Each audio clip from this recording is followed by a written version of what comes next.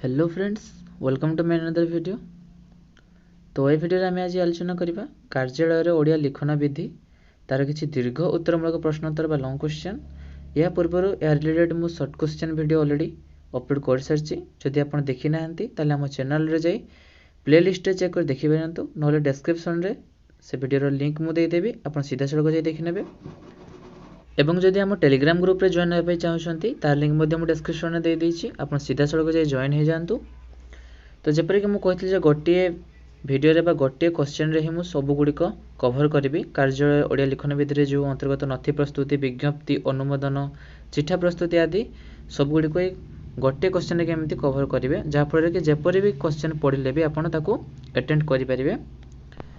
तो प्रथम आम देखा कार्यालय ओडिया लिखन विधि विषय बरणी। तो कार्यालय कौन, तार संज्ञा कौन, तार अर्थ से सब प्रथम आम देखा। संगठनर सुपरिचालना सूचना संग्रह, समीक्षा एवं वितरण आदि कार्य संपादन कर सूचना को कार्यालय कहुए। तार अर्थ कौन ना, एक संगठन निर्माण विभाग परिदर्शन कले यह लक्ष्य करा जिवो जे विनिर्माण सह प्रत्यक्ष संपर्क नथिबा केतेक कार्यक्रम एठार करा जायछि। सेही सब कार्यकलाप मध्य चिठी प्रेरण, ग्रहण, टाइप करिबा, दलिल नकल बाहर करिबा, शब्द विन्यास, विभिन्न यंत्रपाति तथा फैक्स, टेलीफोन, कंप्यूटर आदिर परिचालन अंतर्भुक्त यही सब कार्य संपर्कित थिबा स्थान को कार्यालय बा ऑफिस कहंती। तो ये पाइगले कार्यालय अर्थ जे एक स्थान जो थे कि आमर विनिर्माण सह प्रत्यक्ष संपर्क नथिबा केते कार्यक्रम करा जाय थाए, जेपरि कि आमर नकल बाहर करिबा, चिठी प्रेरण, ग्रहण, टाइप, फैक्स, टेलीफोन आदि परिचालन क्षेत्र होउछि कार्यालय। एटा किपरि त ना, एटा सरकारी विभाग भी हेथै पारे, व्यावसायिक फार्म, विद्यालय, डाक्तरखाना, सरकारी संगठनर विभिन्न किराणी कार्य एवं प्रशासनिक कार्य ठीक भाव संपादन करने कार्यालय रहिबा। तेणु कार्यालय होउछि संगठनर एक सेवा प्रदानकारी विभाग जार संपर्क में नथि परिचालन एवं अन्य सेवा यथा टाइप करिबा, नकल बाहर करिबा, डाक प्रेरण एवं ग्रहण नथिकरण कार्यालय, यंत्रपातिर व्यवहार, नथि रखिबा, सूचना व्यवहार को टंका बा अर्थर उपयोग एवं अन्य कार्य सहित जड़ित होता है, ताहाकू कार्यालय ही कह। तो कार्यालय संज्ञा देखा। कार्यालय केतेक लोकप्रिय बा गृहीत संज्ञा है कार्यालय एक स्थान जो किराणी कार्य करथाय। अन्य एक संज्ञा होची जे कार्यालय एक शाखा जो सांगठनिक योजना परिचालन एवं नियंत्रण पर आवश्यक रेकर्ड प्रस्तुति सह परिचालन एवं संरक्षण करा जाय। तापर कार्यालय उद्देश्य देखा। जोगाजोगर माध्यम रूपे कार्य करिबा होची गोटे पॉइंट कार्यालय। द्वितीय पॉइंट जदि आम देखा समन्वय रक्षा करिबा। तृतीय पॉइंट मैनेजमेंट को सहायता करी प्रदान। चतुर्थ पॉइंट निर्माण केंद्र भाव में कार्य करिबा एवं परवर्ती पॉइंट सेवा जोगाणकारी केंद्र रूपे कार्य करिबा।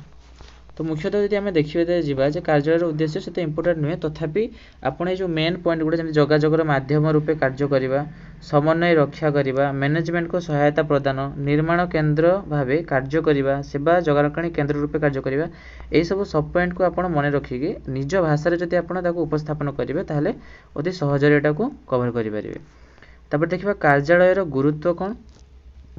जेकोसी बृहत बा क्षुद्र संगठन पाई गोटे कार्यालय एक गुरुत्वपूर्ण एवं अपरिहार्य अटे। यह एक उपयोगिता अंग अटे। यार उपयोगिता केवल परिचालना अधिकारी माने अनुभव करती नहीं, परंतु कर्मचारी, अंशधारी, ग्राहक, सरकार एवं सर्वसाधारण अनुभव करथांती।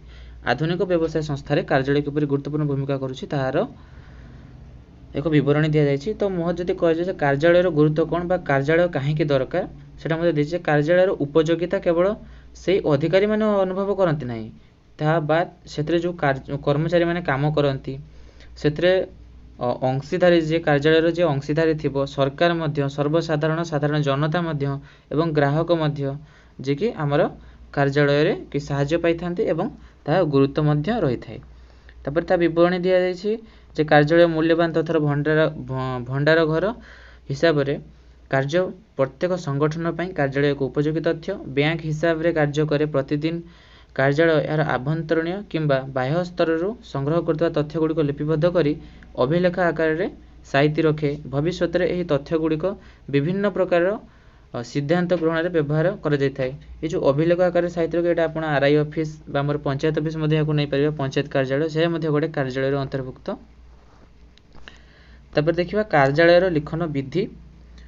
କାର୍ଯ୍ୟାଳୟ ଲିଖନ ବିଧିରେ ଏଠି ଦେଇଛି ମାତ୍ର ନଥି ଦେଇଛି, ଟିପ୍ପଣୀ ଦେଇଛି ଏବଂ ଅଧିସୂଚନା, ବିଜ୍ଞପ୍ତି, ଇସ୍ତାହାର ଏହି ତିନି ଚାରିଟି ହିଁ ଦେଇଛି। ଏହା ବାଦ ଯେଉଁଗୁଡ଼ା ରହିଲା ସେଗୁଡ଼ା ମଧ୍ୟ ଆମେ ଆଲୋଚନା କରିବା। ପ୍ରଥମେ ଦେଖିବା ନଥି।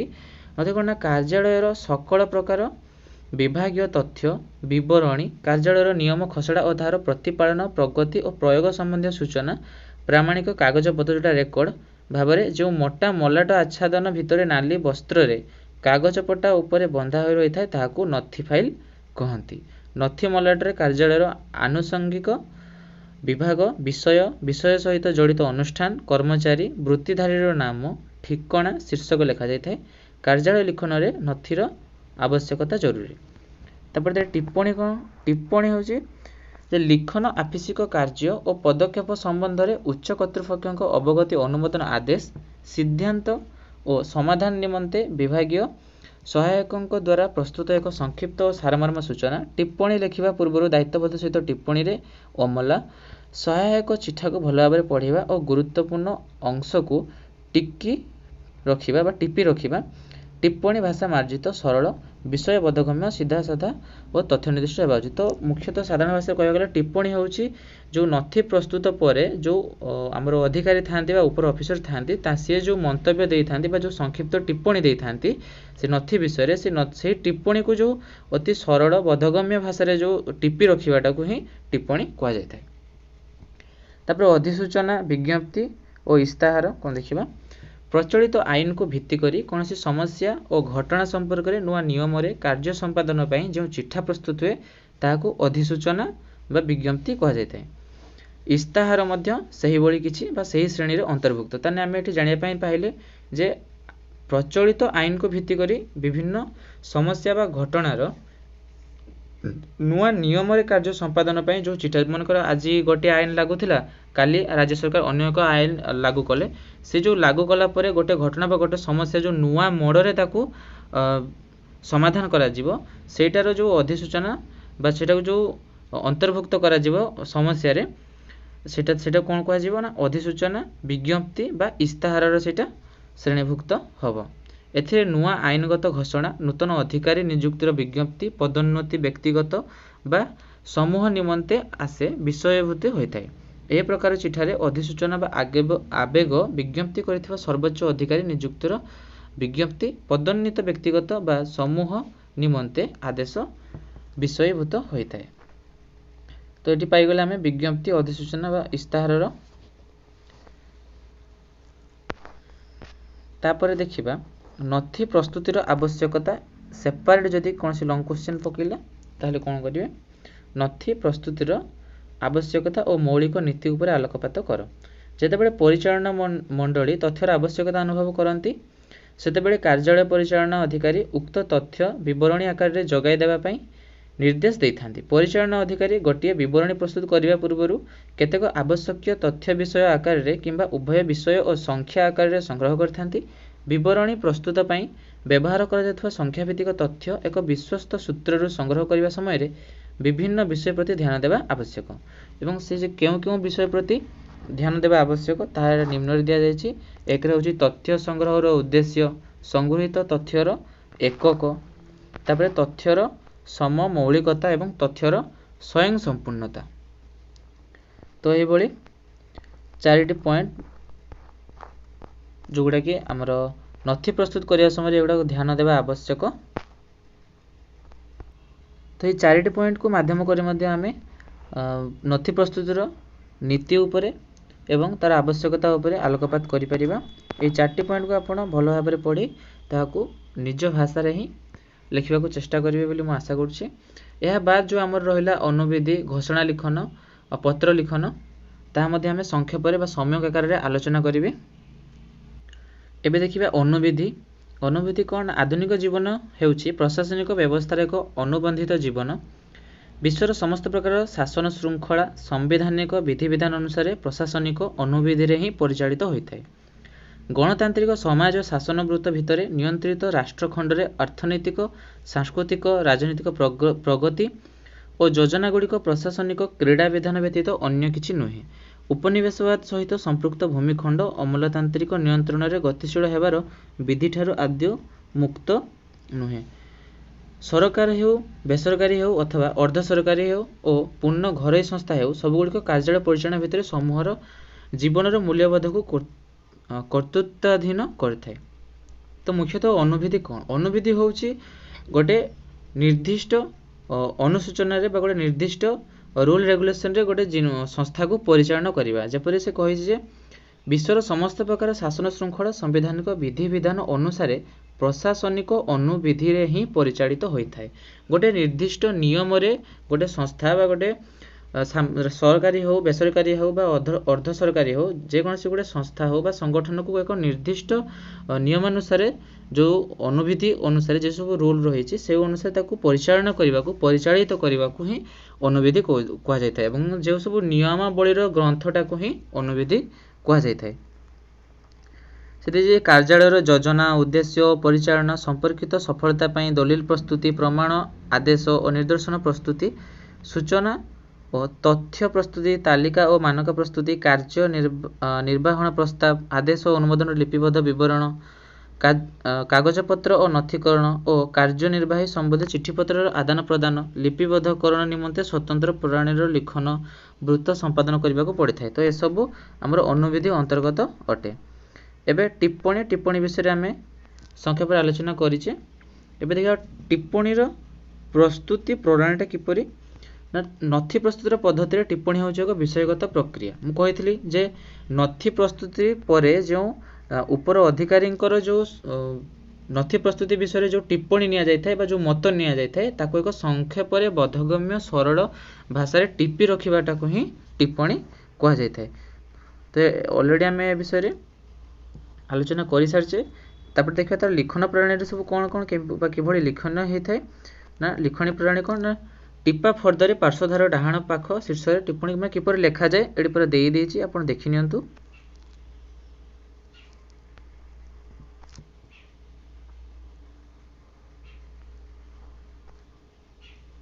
एबे हमें देखिए प्रस्ताव बा संकल्प जोटा कि इंग्लिश रे हमर रिजोल्यूशन कहा जाय थाए। सरकारी दफ्तर रे कार्यविधिर स्थिरता प्रशासनिक श्रृंखला साधारण अवगति सामूहिक संदेश मोचन और सचेतना सृष्टि समस्यार अनुधान समाधान पदोन्नति आईन विभाग अधीनस्थ नियम बा आदेश भित्तिक विज्ञप्तिकरण सरकार बा अनुष्ठान प्रस्ताव कार्यकारिता कार्यकारी होता प्रकल्पर उद्देश्य सर्वसाधारण गोचरार्थे आनिबार घोषणा निमंते उच्च स्तर रे जो पदक्षेप निया जाय थाए ताहाकू प्रस्ताव बा संकल्प बा रिजोल्यूशन कहा जाय थाए। रिजोल्यूशन विषय आपण प्रत्यक्ष भाव में अवगत थिबे जेमिति कि हमर विधानसभा रे रिजोल्यूशन पास होला बा प्रस्ताव आगत हैला तो सेटा को ही रिजोल्यूशन करा जाय थाए बा हमर प्रस्ताव कहा जाय थाए। से मुझे देई देइछि जे सर्वसाधारणकर गोचरार्थे हो बा सरकार स्तर रे बा अनुष्ठानिक बा कोनोसी एक संप्रदायर उन्नति पई जो प्रस्तावटा अना जाय थाए सेटा को ही प्रस्ताव बा संकल्प कहा जाय थाए। तो प्रस्ताव रे केतोटी नमूना मध्ये से देई देइछि। तापर अनुमोदन कौन जहाँ को इंग्राजी रे एंडोर्समेंट बा एप्रूवल कहा जाए। अनुमोदन हेउछि अन्य कोनोसी व्यक्ति को संबोधित करा जायथिबा कोनोसी पत्रर एक नकल जहाँकि मूल पत्र नुहे यह मध्य कोनोसी सर्कुलर संयुक्त कार्यालय किंबा अन्य विभागर सूचनार्थ प्रेरण निमंते साधारणतः व्यवहार करा जायथे। तार स्वरूप जबकि कि जेतेबेले कोनोसी कागज को मूल प्रतिलिपि भाव प्रेरक को फेरस्त दिया जाए तथ्य मंतव्य किंबा फैसला निमंते यार नकल को प्रेरण करा जिबा सह अन्य मंत्रालयर किंबा कोनोसी संयुक्त अथवा अधस्तन कार्यालय को मूल प्रतिलिपि भाव उल्लेख करा जाए। जेपरि कि हमें साधारण अर्थ जदि कहिबा कोनोसी एक घटना को लेकिन आपन जेतेबेले थाना रे हमर कंप्लेन करूचंती तो जे कंप्लेन करूची से कंप्लेन रो एक नकल जहाँ विरोध रे कंप्लेन करा छी ताकू मध्ये दिया जाय थाए सेटा ही अनुमोदन। ठीक है साधारण अर्थ रे पूरा बुझीगले बा किंबा जेतेबेले हम कोर्ट रे कोनोसी एक केस रे फैसला होए तो जे प्रतिपक्ष एवं विपक्ष पार्टी को गोटे गोटे जे प्रतिपक्ष जे हमर विपक्ष विरोध रे जो मकद्दमा आनी थाए तार एक नकल पत्र विरोध माने विपक्ष पार्टी को दिया जाय थाए जे से प्रतिपक्ष पार्टी कोन कंप्लेंट करिछि सेटा होछि से जो प्रतिपक्ष कंप्लेंटा को जो विपक्ष पार्टी को दिया जाय थाए जो कागजटी सेटा हेउछि अनुमोदन। एबे देखिबा चिठा प्रस्तुतिर पद्धति बा ड्राफ्टिंग। कार्यालय संबंधी अनुमोदन पत्र, ज्ञापक पत्र, अधिसूचना वार्ता विवरणी, आदेश पत्र इत्यादि पत्र लिपि बा नक्शा प्रस्तुति को चिठा प्रस्तुति बा प्रस्तुत रूप को चिठा बा ड्राफ्टिंग कहा जाए। अधिकांश क्षेत्र में कौन टिप्पणी क्षमता प्राप्त अधिकारी आदेश और अनुमोदन पाइबा परे तदनुसार चिठा प्रस्तुत करा जाए। कार्यालय सहायक अमला, टिप्पणीकार अमला, अधस्तन कर्मचारी यहाकू प्रस्तुत करी उपरिस्थ सरकारी और उच्च पदस्थ कर्तृपक्ष अनुमोदन पर उपस्थापन करती। चिठागुड़िक मुख्यतः प्रसंग, समस्या आधारित सिद्धांत रूप सहित आफिसिक समस्त तथ्य सूचना व सिद्धांतर आदान प्रदान सहज होता है। ताको चिठा प्रस्तुतिर पद्धति तार चिठा प्रस्तुतिर स्वरूप कौन कौन रही ना टिप्पणी अनुसार उपरिस्थ व पदस्थ कर्मचारी अनुमोदन व निर्देश आधार प्रस्तुत निष्पत्तिकार प्रक्रिया व लेखाटी उच्च कर्तृपक्ष दस्तखत पर चिठा रूपे अवधारित हुए। एटा को निज भाषा रे टिपि नियंतु। मुझे सबुड़ आलोचना करी भिडियो बहुत लंग हो जिवो।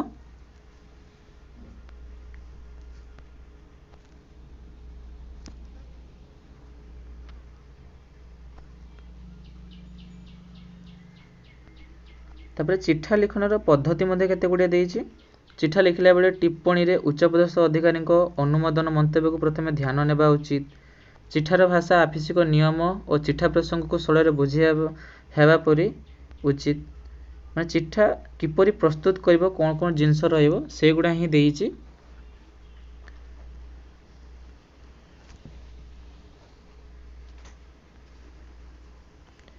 एबे देखिबा घोषणा लिखन।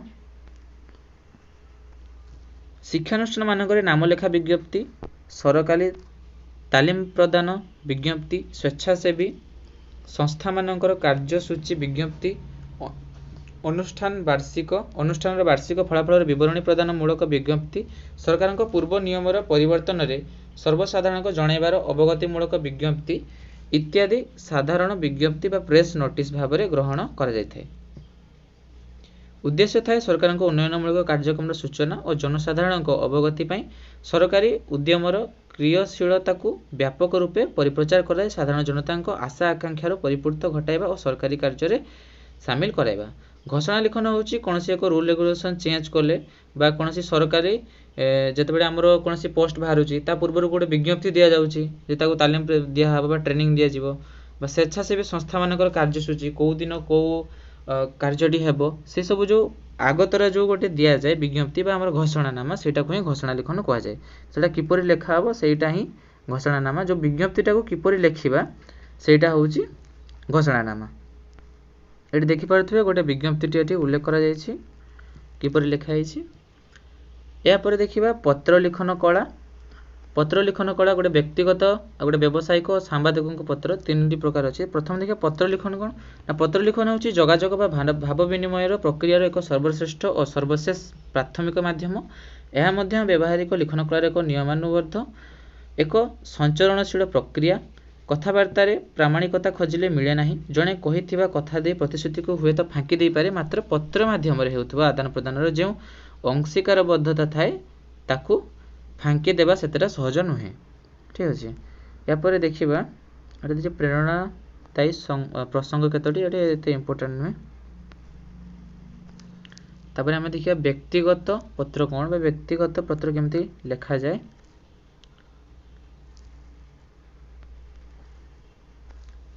पत्र लिखन क्षेत्र में स्वरूप मध्य देछि। पत्र लिखन होछि जोगाजोग बा भाव विनिमय सर्वश्रेष्ठ तथा सर्वशेष प्रमाणिक लिखन। यार लिखन कला निर्दिष्ट रीतिनीति आधारित। ठीक अच्छे। एभलिया केतोटी स्वरूप मध्य देछि। एबे हम देखिया व्यक्तिगत पत्र कौन बा किपरि लेखा जायथे। व्यक्तिगत पत्रर सीमा सरहद असीम। पारिवारिक और सामाजिक जीवन आधार आत्मीय स्वजन पाखक वार्ता प्रेरक निजस्व व्यक्तिनिष्ठ अनुभूति समस्या शर्त आवश्यकता और मतामत जो पत्र लिखि प्रेरण करता है व्यक्तिगत बा घरे पत्र कह जाए। जेपरिक आम गोटे सांग विभिन्न परीक्षा पद्धति आम लिखि था जमी व्यक्तिगत बा आम सांग पाखक चिठीटे लेख बा आपण संपर्क पाखक चिठीटे लेख सेटा हूँ व्यक्तिगत पत्र जीव। यापर आम देखा व्यावसायिक पत्र कौन ना प्रत्येक व्यवसाय संस्थार परिचालना और दैनंदिन कार्यनिर्वाह निमित्त किछि ना किछि पत्र लिखन होता है। तेबे साधारण पत्र लिखन अपेक्षा व्यावसायिक बा वाणिज्यिक पत्र लिखन शैली अपेक्षाकृत भिन्न और स्वतंत्र शैलीर अपेक्षा रखे। यह यथार्थरे होची ग्राहक और विक्रेतांको बा व्यवसायी क्रेतांको मध्यरे संयोग स्थापन एक प्रामाणिक हेतु। यह व्यक्तिगत आलापर फर्द नुहे कि आवेदन बा कार्य साधनर अनुरोधरे अनुव्रत्ति नुहे। तो व्यावसायिक जो पत्र रही है कौन ना व्यवसाय स्तर में क्रेता एवं विक्रेता मध्य लेखा जाता गोटे पत्र। व्यावसायिक पत्र केते स्वरूप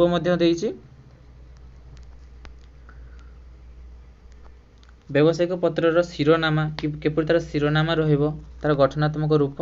तापर आमे देखिबा संपादकों को पत्र जितेबाला कौन सी घटना बा समस्या जिते आम खबर कागज में बाहर बा आमर न्यूज रे बाहर जो सांबादिकों को पत्रटे लिखा जाए किपरि ना प्रत्येकटी संवादपत्र संपादकीय होउछि सही संवादपत्र एक बलिष्ठ तथा आकर्षणीय स्तंभ। एथिरे संपादक चलती समस्यार धारणा और सेथि निमंते चिंता करिवार अवकाश पाठक माननकु देइथांती।